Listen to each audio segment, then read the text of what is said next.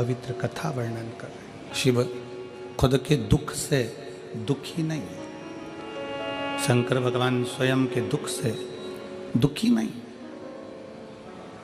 भगवान शंकर अपने भक्त का दुख नहीं देख सकते।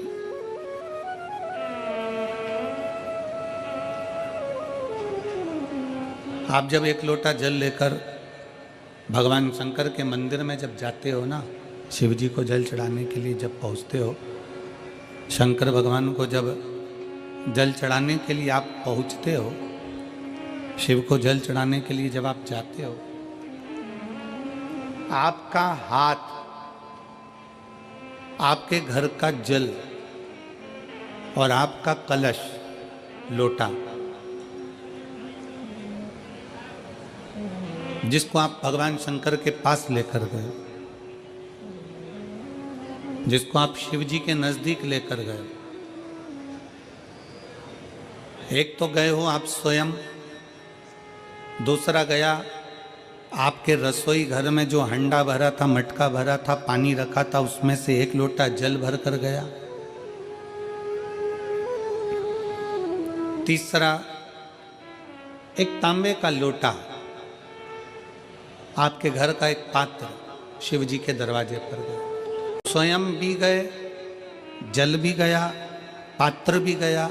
शिव महापुराण की कथा कहती है आपका चेहरे की दशा, हाथ जो जल चढ़ा रहा है उसका कंपन,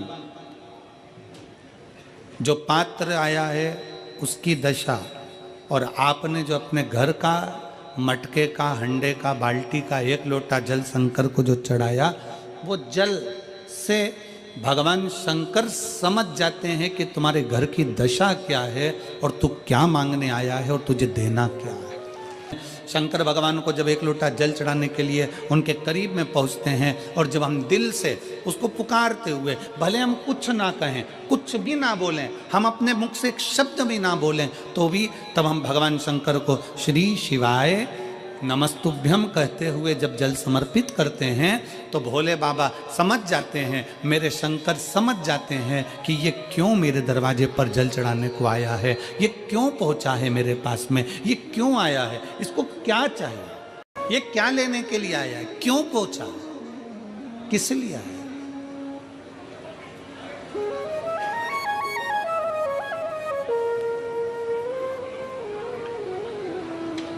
शंकर उस दशा को जान जाते हैं कि इसको क्या चाहिए, क्या लेने के लिए आया। रोज शंकर के मंदिर में प्रतिदिन जाने वाले को, और एक और चीज अपने स्मरण में रहे, अगर शिव के मंदिर नहीं जा सकते तो अपने घर में जो शिवलिंग है उस पर जल चढ़ाओ, और यदि आप अपने शंकर के घर में शिवलिंग पर भी जल नहीं चढ़ा पा रहे हो तो किसी बेलपत्री का वृक्ष हो, उस वृक्ष के नीचे भी जल चढ़ाओ। और कभी भी मौका मिल जाए, कभी भगवान शंकर की बड़ी करुणा हो जाए, भगवान शंकर की बड़ी उदारता हो जाए, भगवान शंकर की बड़ी कृपा हो जाए, बड़ी कृपा हो जाए, भगवान शंकर जिस दिन तुम्हारे ऊपर बहुत बड़ी कृपा कर दे, किसी सोमवार को 3 नियम बना लो। जिस दिन मेरा भोले बाबा तुम पर कृपा कर दे, उस दिन सोमवार का एक नियम बनाओ कि महीने का एक सोमवार मुझे ऐसा करना है, 3 नियम धारण करना है महीने के सोमवार को।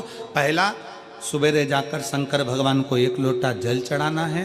दूसरा, दोपहर के समय पर जाकर मुझे बेलपत्री के वृक्ष के नीचे एक चावल का दाना रखकर बेलपत्री की 7, 11, 21, 108, 51 जितनी परिक्रमा आप लगा सकते हो वो लगाना है।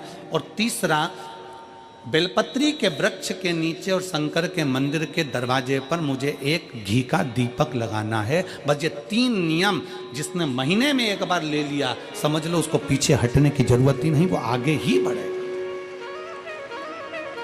महीने के किसी एक सोमवार का ऐसा नियम बना लो कि मुझे 3 नियम धारण करना है महीने के किसी भी एक सोमवार को। हम ये नहीं कहेंगे कि तुम सोमवार 5 पढ़ रहे हैं तो 5 को करो, 4 पढ़ रहे हैं तो 4 को करो, 3 पढ़ रहे हैं तो 3 को करो। तुम्हारा तुम तो महीने का एक सोमवार का नियम बना। और मेरी जीजियों से, मेरी बेटियों से जो विदेश में रह रही हैं, जो कहीं बाहर रह रही हैं, कहीं बड़े शहर में रह रही हैं, जो रोज मंदिर नहीं जा सकते, हर किसी महीने के एक सोमवार को भी ये नियम निर्धारण कर सकते, तो उनसे कहेंगे कि 3 महीने में एक सोमवार का नियम बना लो। 3 महीने में नहीं बना सकते तो 6 महीने में एक सोमवार का नियम बना लो, और 6 महीने में नहीं बना सकते तो 1 साल में एक सोमवार का ऐसा नियम बना लो कि मैं साल का एक सोमवार ऐसा रहूंगी कि सुबह सोमवार के दिन मंदिर में जाकर जल चढ़ाऊंगी, दोपहर में जाकर बाबा को एक अक्षत का दाना रखकर, अक्षत का मतलब है कि बाबा मेरी दिनों दिन उन्नति करना। बेलपत्री के वृक्ष के नीचे जो अक्षत रखा जाता है वो उन्नति के लिए रखा जाता है। शंकर के शिवलिंग पर जो अक्षत रखा जाता है वो रोग मुक्ति के लिए रखा जाता है। अशोक सुंदरी पर जो अक्षत रखा जाता है वो संतान प्राप्ति के लिए रखा जाता है। षडानंद कार्तिकेय की ओर जो अक्षत रखा जाता है वो हमारे बच्चों की सुख समृद्धि के लिए रखा जाता है। विनायक की ओर, गणेश जी की ओर जो अक्षत रखा जाता है वो हमारे घर में कोई मंगल कार्य आ जाए उसके लिए रखा जाता है। और जो पीठिका होती है जिसपे शिवलिंग रखा होता है, पार्वती जी का हस्तकमल, उस पर अक्षत रखा जाता है तो नारी के अखंड सौभाग्य के लिए रखा जाता है। अक्षत रखने का भी तरीका है। एक चावल का दाना कहाँ रखा जाता है, क्यों रखा जाता है, कैसे रखा। अब कई लोग कहते हैं गुरुजी ये शिव महापुराण में आप ये नियम बताते हो, तरीका बताते हो। हम तो उनसे कहेंगे डॉक्टर के पास जाओगे तो डॉक्टर भी गोली लिखकर ये नहीं कह देगा कि ये सारी गोली एक साथ खा जा। डॉक्टर भी कहेगा ये गोली सुबह खाना है, ये गोली शाम को खाना है, ये गोली दोपहर में खाना, ये गोली भूखे रहकर खाना। बोलो सही है कि गलत है। ये रात्रि को खाना खाने के बाद खा लेना, ये खाना खाने के पहले, ये नाश्ते के पहले। और सुनो ये दवाई, ये वाली पीछे वाली जो दवाई लो ना इसको दूध से लेना, ये वाली जो दवाई लो ना इसको पानी से लेना। और सुनो ये डब्बी है इसको पानी में मिलाकर फिर पीना। दवाई लेने का भी तरीका है, उसी तरह शिव महापुराण में एक एक अक्षत का भी तरीका है और एक एक बेलपत्री का भी तरीका है। अब मान लो कई लोग कहते हैं गुरुजी आप ये तरीका बताते हो शिव पुराण के माध्यम से, कई लोगों के मन में संशय जागता है, तो अगर हम एक साथ चावल चढ़ा दे तो उसका क्या तरीका है। तो हमारा निवेदन है डॉक्टर जो दवाई ले एक ही बार में निपटा जाए, एक ही बार में खा ले। दवाई एक बार में पूरी खा गए असर नहीं करेगी, इसमें डॉक्टर का कोई दोष नहीं है। उसने तो बताया था ऐसे लेना ऐसे लेना, और तुमने मैं डॉक्टर साहब ने पूछा दवाई पूरी ली, शाम की दवाई भूल गई थी, सवेरे की दवाई भूल गई थी, ये दवाई भूल गई थी। डॉक्टर कहेगा हमने तो नियम बताया था, तुमने नहीं खाई तो असर कहाँ से करेगी। तुम असर कब करती है जब हम पूजन के तरीके को जान जाएं, जब हम अर्चना के तरीके को जाएं। आप साल भर का एक सोमवार निकाल लो, 6 महीने का एक सोमवार निकाल लो, 3 महीने का एक सोमवार निकाल लो, महीने का एक सोमवार निकाल लो, अपने से दिल में बन जाए तो एक सोमवार ऐसा निकालो जिसके 3 नियम धारण हो। पहला, उसी सोमवार जिसको कर रहे हो उस दिन सुबह जल चढ़ाना। दूसरे, दोपहर के समय पर जाकर बेलपत्री के वृक्ष के नीचे एक चावल का दाना रखना, और परिक्रमा बेलपत्र की जितनी तुमसे बन जाए, जितनी तुम्हारे शरीर की कैपेसिटी हो, जितना तुम्हारा शरीर चलते बन जाए। हम तो ये भी नहीं कहते कि तुम भूखे रहकर भगवान का भजन करो, हम कभी नहीं कहते। हम तो यहां तक कहते हैं, हमारे पुष्टि मार्ग में यहां तक कहा गया कि वल्लभ कुल की एकादशी करो, भले बकरी जैसे चरो पर एकादशी करो। हम तो यहाँ तक कहते हैं कि बहुत समय से कल मेरी एकादशी है, एकादशी है, एकादशी है, एकादशी है, पूरे घर को हिलाकर रख दिया एकादशी है, एकादशी, एकादशी है। बहू टेंशन में, बेटा डिप्रेशन में, पति पपीता ला ला के, सेव फल ला ला के, मूंगफली का दाना ला ला के, काजू कतली ला ला के, सेव फल ला ला के, और सारा सामान साबूदाना और खिचड़ी और ना चिप्स ना जाने क्या क्या ला ला के, बेचारा पति एकादशी आती है वो नौमी से चिंता में पड़ जाता है। हम तो ये भी नहीं कहते कि तुम व्रत बहुत भारी करो, तुम व्रत उपास भी बहुत टेंशन वाला करो, ना ना ना। को व्रत उपास भी इतना बहुत भूखे रह रहे हो, बहुत प्यासे रह रहे हो, और मालूम पड़े कि भगवान हमें मिलेगा, भगवान हमें मिलेगा। भगवान कहता है कि देख भाई, मैं भी भूखा नहीं रहता, तू भी भूखा मत रहे, मैं भी चकाचक रहता हूँ, तू भी चकाचक रहे, मैं भी अपने। और भगवान शंकर तो ये भी कहते हैं कि अपना परिवार में मत छोड़ो। मेरे पास में पार्वती भी, एक ही देवता है जो विथ फैमिली मंदिर में बैठता है, शंकर जी हैं तो पार्वती जी है, तो गणेश जी हैं, तो कार्तिकेय जी हैं, तो नंदी है, सब मंदिर के अंदर चाहिए। शंकर भगवान अपने पूरे परिवार के साथ, शंकर जी तो ये कहते हैं अकेले तुम क्यों रहते हो।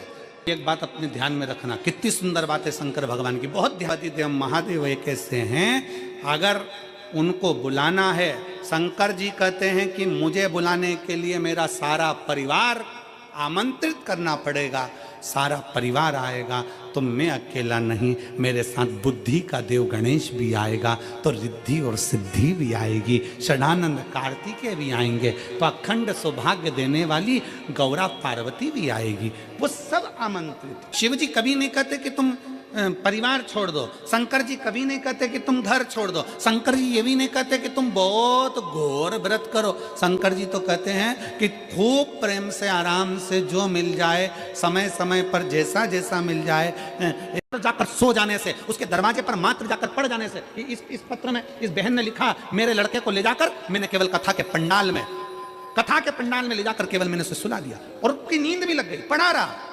क्या दिया उसने? आखिरी में उस बहन ने लिख दिया कि डॉक्टर भी आश्चर्य में पड़ गया कि किडनियों ने काम करना कैसे प्रारंभ कर दिया। उसके पत्र में उसने लिख दिया कि किडनियां काम कैसे कर सकती है। क्या देता है? जिस दिन कथा का छठा दिन होता है, पूरी दुनिया के लोग इस कथा के पंडाल में रात को सोने के लिए, कथा श्रवण करने के लिए आते हैं। छठे दिन की कथा सुनते हैं, रात को जागकर कीर्तन करते हैं। क्या देगा, कैसे देगा, कब देगा, कहां देगा, वो उसके ऊपर निर्भर करता है। शंकर भगवान मुस्कुराते हुए बोले कि जिसके सिर पर शंकर का हाथ होता है उसका साथ महादेव हमेशा देता है। महादेव देता। जयंती का विवाह पुष्कर के साथ। एक कपास की बाती भी हम शंकर के मंदिर में दे रहे हैं, एक कपास की बाती भी हम शंकर के मंदिर में बना रहे हैं, एक कपास की बाती का घी का दीपक भी हम शिव की चौखट पर लगा रहे हैं। उसका फल बहुताम है, उसका फल श्रेष्ठतम। समय आया, आगे वर्णन आता है। भगवान शंकर की कथा का रस तत्व साधारणता नहीं देता, इसीलिए बारंबार